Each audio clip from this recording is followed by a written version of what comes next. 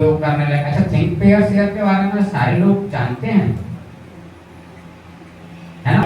और peer learning, ये दो बड़े महत्वपूर्ण टर्म हैं जो कि बार बार शैक्षिक संवाद के दौरान हमने सुने, इन पर चर्चाएं भी की।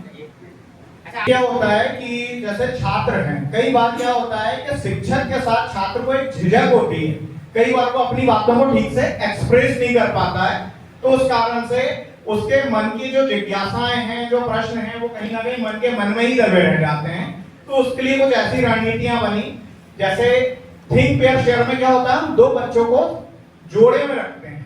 अब हमने क्या किया, मान के चलिए हमारे विद्यालय का एक इंटेलिजेंट छात्र है और एक थोड़ा कमजोर छात्र है, हमने उन्हें जब साथ में रख दिया, अब क्या होगा, वो सामान्यतः क्या होगा, कमजोर छात्र क्या होता है, वो अपनी बात कहने में झिझकता है, लेकिन चूंकि वो अपने साथी के साथ जब बात कर रहा है, आपने एक टॉपिक दिया, इस पे चिंतन करना है और फिर उससे आप पूछोगे, तो क्या होगा कि वो अपने साथी के साथ आराम से उस पर वो चिंतन भी कर पाएगा और चिंतन करने के बाद में वो अपनी बातों को रख पाएगा और अपने साथी से भी इस दौरान वो कुछ ना कुछ निश्चित तौर पर सीखेगा। तो ये जैसा हम देख ही रहे हैं, थिंक का मतलब चिंतन, पेयर यानी जोड़ा और शेयर यानी कि आपस में शेयरिंग। तो यहाँ पर हम दो के समूह में जो भी है विचारों का आदान प्रदान करेंगे, किसी विषय पर चर्चा करेंगे और चर्चा करके किसी निष्कर्ष तक पहुंचने या तो सीखने का प्रयास करेंगे।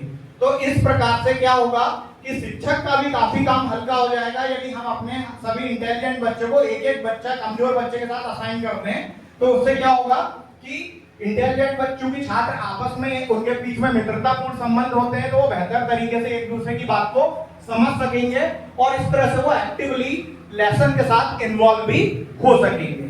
वहीं दूसरी तरफ जब हम पीयर लर्निंग कम्युनिटी की बात करते हैं, तो पीयर लर्निंग के लिए तो सबसे बड़ा एग्जांपल यही है, जैसे हम लोग यहाँ सभी बैठे हुए हैं, ये बेसिकली एक पीयर लर्निंग ही है, या शैक्षिक संवादों का जो हम आयोजन करते हैं, ये पीयर लर्निंग है। पीयर लर्निंग का मतलब है एक समुदाय में सीखना।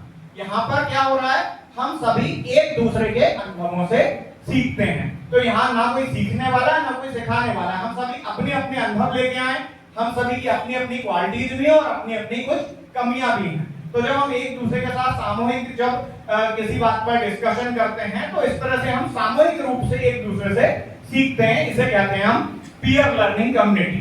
तो यहाँ पर हम विद्यालय में अपने बच्चों के कुछ ग्रुप बना सकते हैं और उन ग्रुप्स के माध्यम से, जैसे हमने ग्रुप को कोई टास्क दिया और वो एक टीम भावना का भी उसमें उनमें विकास होता है और एक समूह के रूप में जब वो काम करते हैं, तो कुछ छात्र किसी टॉपिक में कमजोर है लेकिन किसी में बेहतर है, कोई अन्य छात्र किसी अन्य टॉपिक में कमजोर है लेकिन किसी अन्य टॉपिक में बेहतर है। तो इस तरह से सामूहिक रूप से जब वो काम करते हैं तो कुछ अलग ही निकल के आता है। तो basically think pair share peer learning community का ही एक छोटा सा उदाहरण है। पीयर लर्निंग कम्युनिटी में कैंडिडेट्स कितने भी हो सकते हैं, बड़ा समूह हो सकता है, जबकि थिंक पेयर शेयर में सिर्फ दो ही प्रतिभागी एक साथ यहाँ पर कार्य करते हैं। धन्यवाद।